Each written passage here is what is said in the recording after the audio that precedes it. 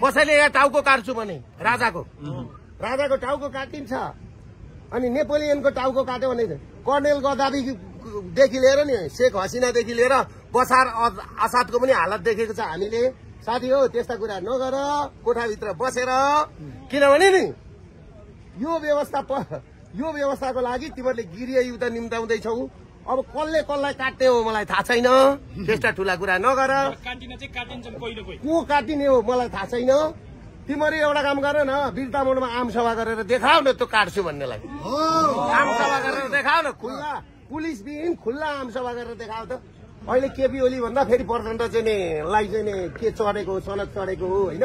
उहाँले सनक नचढ्दा हुन्छ।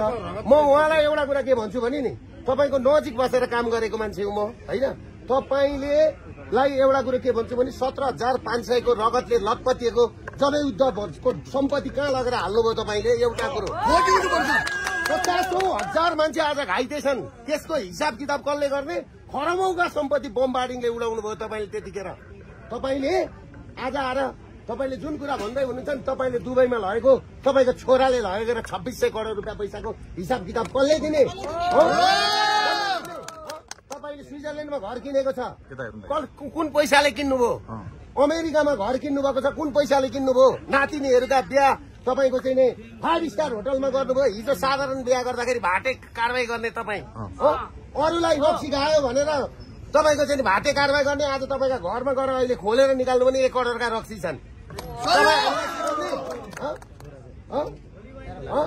तपाईँले आफ्नो छोराको हत्याको पत्ता लगाउनु भयो र दरबार हतियार काण्डको कुरो निकाल्दै गर्दाखेरि 5 वर्षको कुरा गर्नुभयो। अहिले 18-20 वर्षसम्म कसका भेडा बाख्रा हेर्न जानुभएको थियो तपाईँहरू? किन के हेरेर बस्नु भएको थियो? अनि अहिले आएर तपाईँ है र पश्चिमाहरूको मेन डिजाइनमा है, कनकमुनिहरूको डिजाइनमा, पर्जल शमशेरको डिजाइनमा, तपाईँहरूकै डिजाइनमा तपाईँको राज दरबारको वंशनाश गरियो। तपाईँहरू अनि त्यहाँबाट अहिले आएर राजालाई दोष लाउने। यिनै जनताले फुलको माला लगाएको, यिनीहरूले अब मुख छाड्छन्, जुत्ताको माला हान्छन् भने त अब हामीले के गर्नु? अति झापा जाँदा आफू जन्मेकै ठाउँमा ढुङ्गाले हानेर खेदे, जाने ठाउँ काहीँ छैन। अब के तलाउनु भनेको? अब मलाई पक्रेर लाने होला, लैजाउँ न त म गइहाल्छु। अनि बसन्तपुरको होली हेर्नुभयो? बसन्तपुरको होलीमा अब त्यहाँ के कसैले सिकाएको थियो? त्यहाँ पनि मुख छाडे थियो। त्यो राम्रो काम गरेको थियो भने नि मुख छाड्दैन थियो त। अब हाम्रो अध्यक्षलाई जुत्ता मात्रै हान्ने होइन कि। तपाईँलाई म एउटा कुरा के भनिदिन्छु भने, काठमाडौँ छोडेर हिँडेको तस्करहरू फेरि बौलाउन थाले।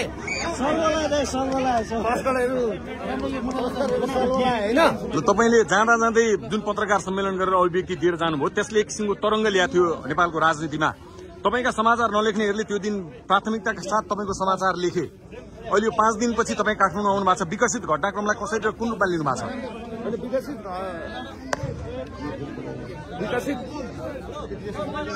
विकसित राजनीतिक घटना अहिले आएर 79 साल फागुन 1 गतेदेखि यहाँसम्म निरन्तर आउँदाखेरि, निरन्तर हामी आइराख्दाखेरि हाम्रो अभियान प्लस सबै राष्ट्रवादी साथीहरूको अभियानमा, राजाको आह्वानमा, महाराज धिराजको आह्वानमा 25 गते जुन कार्यक्रम गरियो, त्यो कार्यक्रम गरिसकेपछि हाम्रो सल्लाह के भएको थियो भने धवल दाइसँग 26 गते बसेर आन्दोलनको घोषणा गर्ने, संयुक्त रूपमा आन्दोलनको घोषणा गर्ने भनेर भन्ने खालको कुरो भएको थियो, सहमति भएको थियो।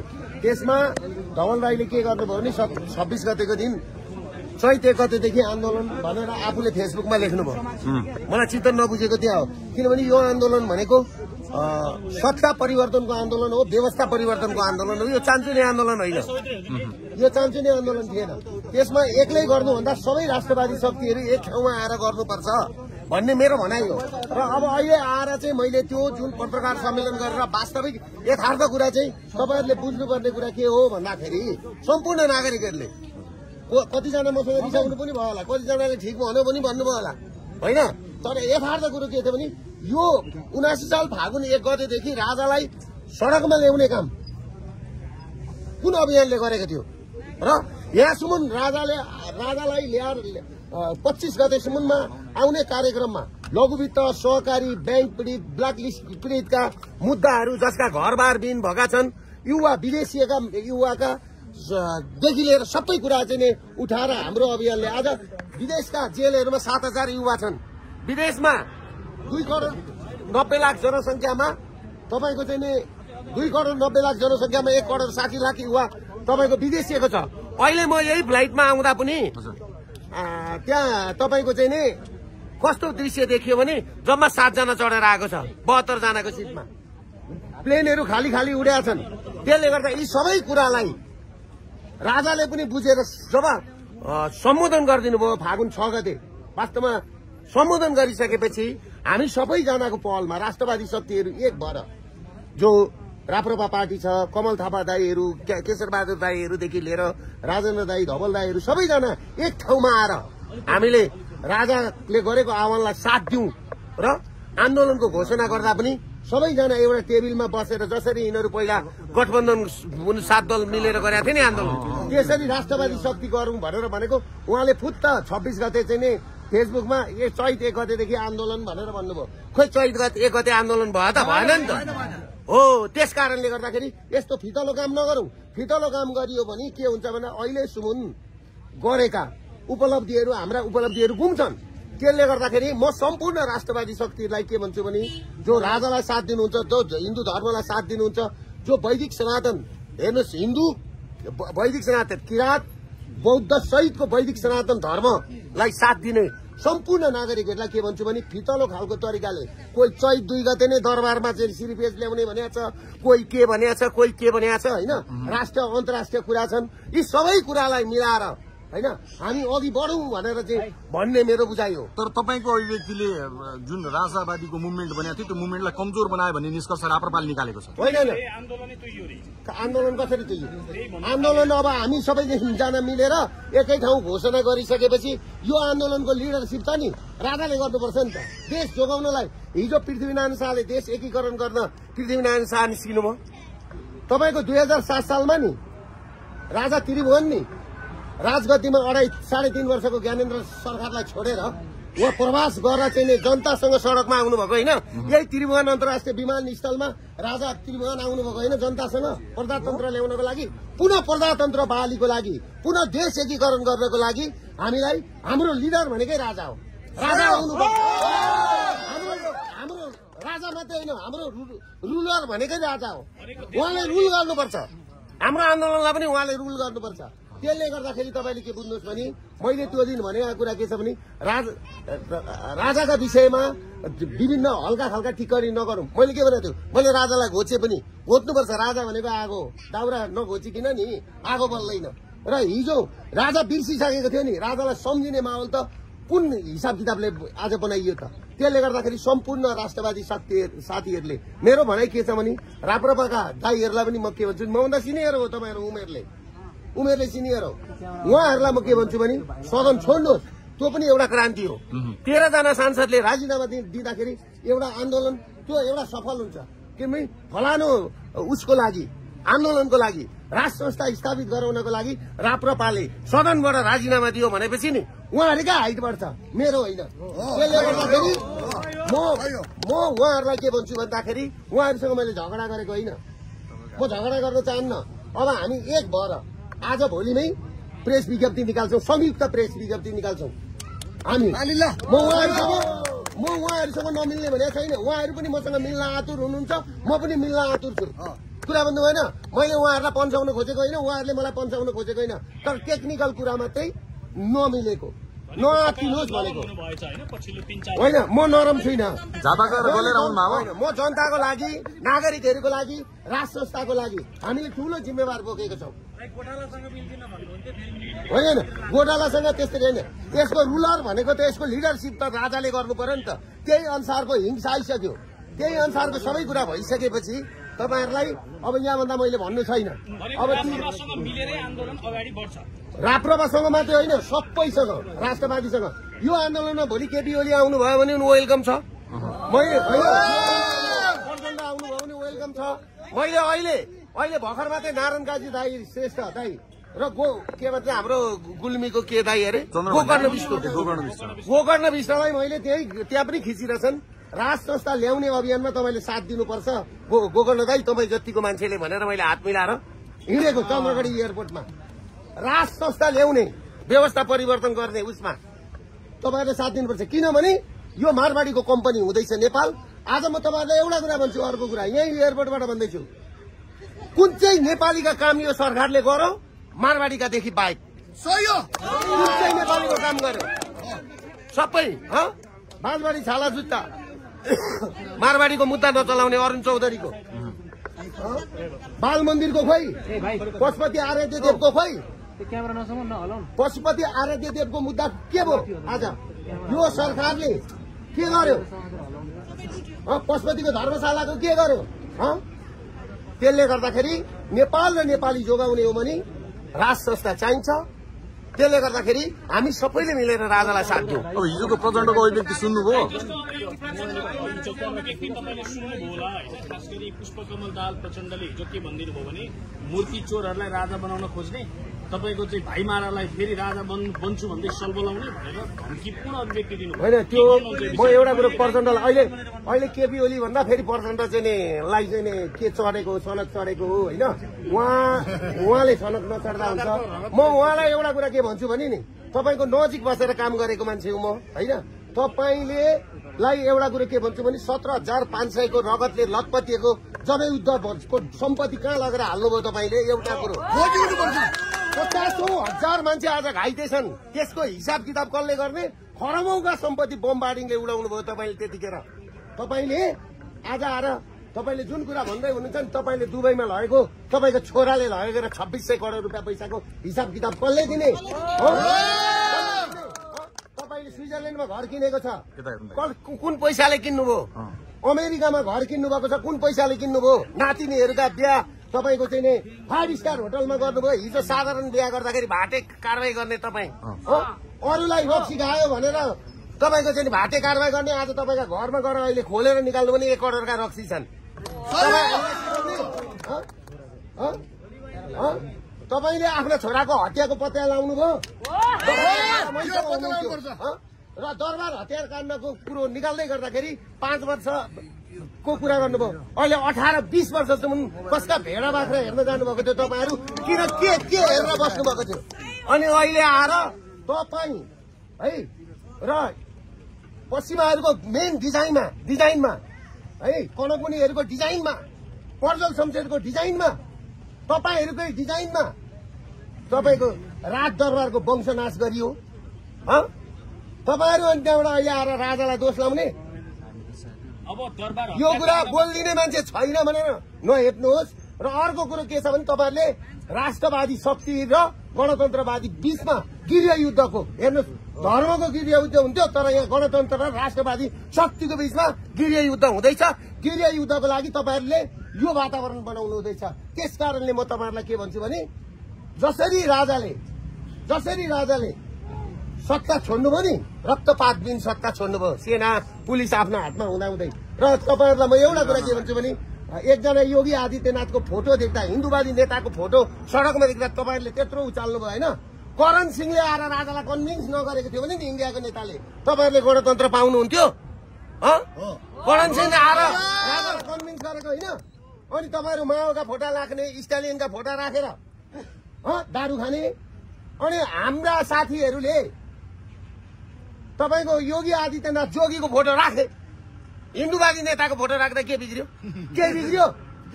म त योगीसँग भेट भयो भने फोटो खिचेर फेसबुकमा हाल्ने हो। योगीले नरेन्द्र मोदीले यो व्यवस्था गर्नलाई साथ दिनुपर्छ हामीलाई साथ दिनुपर्छ। त्यहाँका प्रधानमन्त्री र मुख्यमन्त्रीलाई के भन्छु भने तपाईँहरूले यो यहाँ इन्डियन मिडिया छ भने पुर्याइदिनु होला। यो व्यवस्था परिवर्तन गर्नु भएन भने तपाईँहरूको देश 5वटा टुक्रा हुँदैछ 5वटा टुक्रा हुँदैछ। किनभने नि युरोपियन युनियनको र युएसआइडीको फन्डिङमा यहाँ राज संस्था सिद्ध्याउने काम भयो हिन्दू सिद्ध्याउने काम भयो र क्रिस्चियनिटी बढाउने काम भयो। क्रिस्चियनहरूको इपी सेन्टर बन्यो यो देश। यसको कारणले आज मणिपुरमा आगो लागेको छ। मणिपुर छुट्टिँदैछ क्रिस्चियनहरूको राज्य बनाउनलाई। र अर्को डिजाइन के छ यो पहाडी भूभाग सिक्किम हुँदै मणिपुरसम्म चाहिँ क्रिस्चियन राज्य बनाउने यिनीहरूको ठूलो ग्रान्ड डिजाइन थियो। ग्रान्ड डिजाइन त्यो अहिले असफल बनाउनको लागि तपाईँको भारतले यिनीहरूलाई खुलेआम बनाउन भारतले हामीलाई यो व्यवस्था परिवर्तन गरेर साथ दिनुपर्छ। साथ दिएन भने नि भारतको आफ्नै देश टुक्रिन्छ। यो कुरामा क्लियर हुँदा हुन्छ। तपाईँले वामदेव गौतमको भनाइ सुन्नुभयो? वामदेव गौतमले के भन्नुभयो भने अब राजा फर्कने यो संकेत देखिएको छ, राजा फर्क्यो भने हामीलाई कारवाही गर्ने होला, म त कारवाही भोग्न तयार छु भनेर भन्नुभयो नि। होइन, उहाँले सही कुरा गर्नुभयो। भनाइ गरेको छ भन्ने कुरो त प्रमाणित भयो नि त। हामीले राम्रो काम गरेर ल एउटा कुरो कि यो व्यवस्था परिवर्तन भयो, ल भयो, कसका लागि भयो? नेपाल र नेपालीका लागि होइन। राजाले जनताको लागि मेरा जनताहरू सबै लुटिए, तस्करबाट लुटिए, सबै धनी पूर्जा विहीन भए, देशमा भएका उद्योग धन्दा कल कारखाना सबै बेचेर खाए। बाबा मलाई साथ दियो भनेर भन्दाखेरि यो मौका आउँदा पनि नेपाली नागरिकले गुमाउँछ भने नि योभन्दा ठुलो दुर्घटना र ठुलो दुःखको कुरा केही पनि हुँदैन। ज्ञानेन्द्र शाहलाई चाहिँ जेल हाल्ने सम्मको कुराकानी गर्न थाले गणतन्त्रवादी नेताहरूले। तपाईँले एउटा काम छानबिन गर्ने र जेल हाल्ने भनिरहेको छ, के भन्नु? मलाई के खबर पठाएको छ यिनीहरूले भित्री भने नि, सुन्नुहोस् कुरो,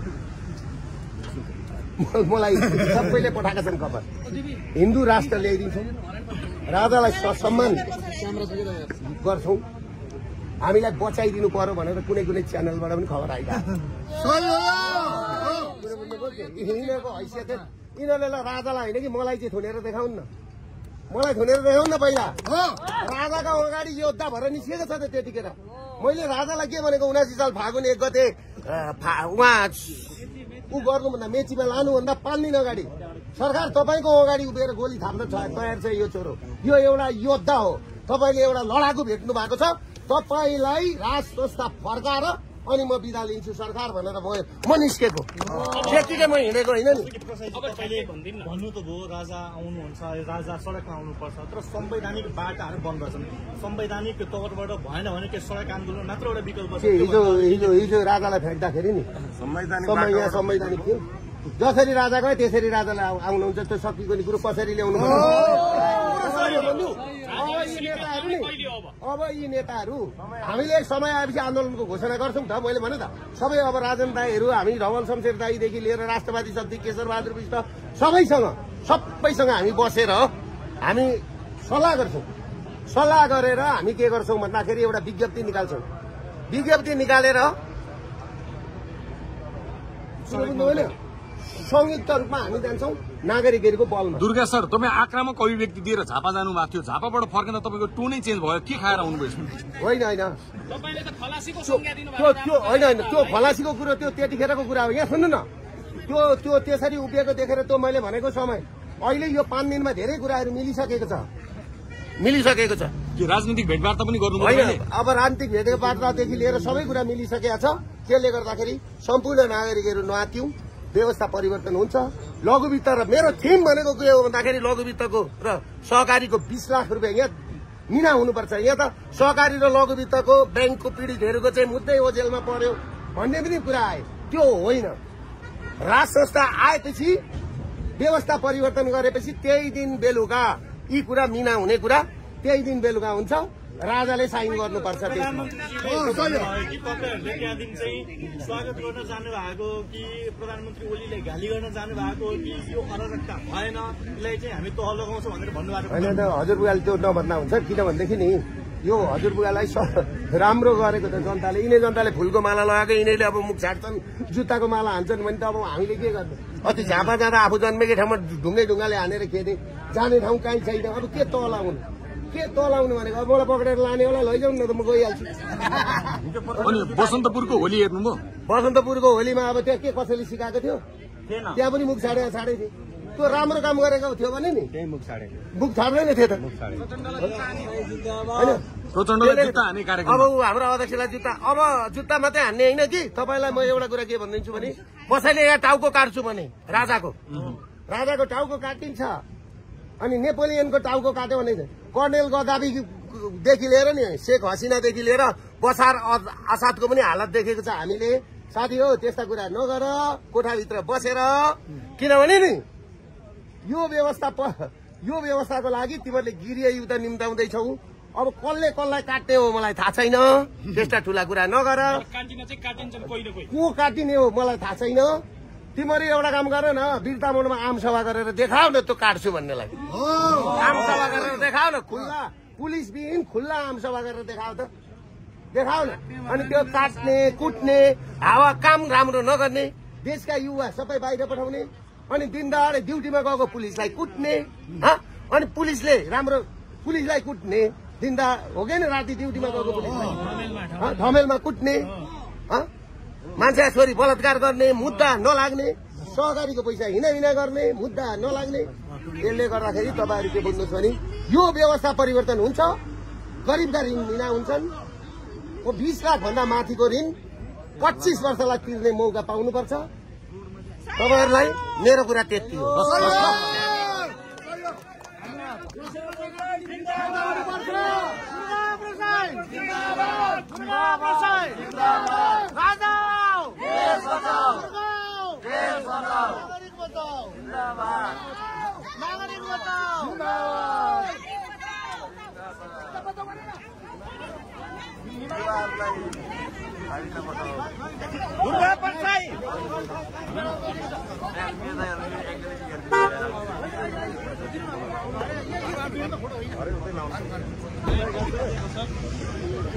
बाटो खाली गरिदिनु त।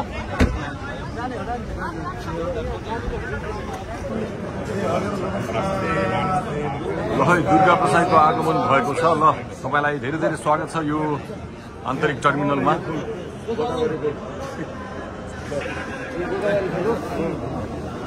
के छ साथी?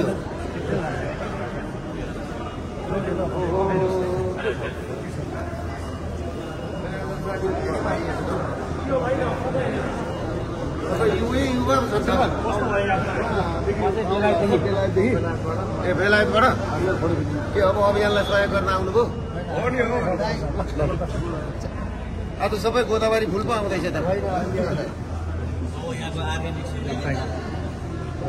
ओहो मेरो भाइ काम के छ? नमस्कार है प्रोफेसर, गुड मर्निङ।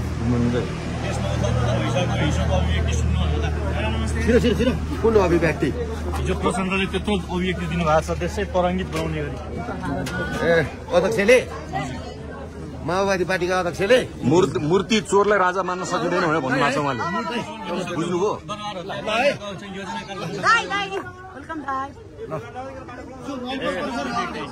उहाँले त्यसो भन्नुभयो हो। अनि उहाँले चाहिँ के राम्रो काम गर्नु भएको छ? मैले अलिकति सुने होइन, तर उहाँले चाहिँ आफूले के राम्रो काम गर्नु भएको छ? गणतन्त्र ल्याउनु पनि देशमा। अनि उहाँले ल्याएका गणतन्त्रमा जनताको छोरो राष्ट्रपति प्रमुख कार्यकारी हुने व्यवस्था हेर्नुहोस्। महिलाले अधिकार पाए, दलितले अधिकार पाए, मुस्लिमले पिछडा वर्गले अधिकार पाए, जनताले बोल्ने अधिकार पाए। विश्वकर्मा र दर्जीलाई दलित बनाइयो, नेपालीलाई मधेस बनाइयो, नेपालीलाई जनजाति बनाइयो होइन।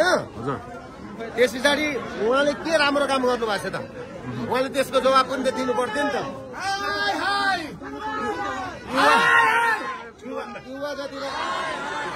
युवा जतिलाई बाहिर नखेटेर अहिले त्यहाँ बोलौँला। अब साथी हो, नमस्ते नमस्ते नमस्ते दिदी, नमस्ते मेरो दिदी। के छ हालखबर?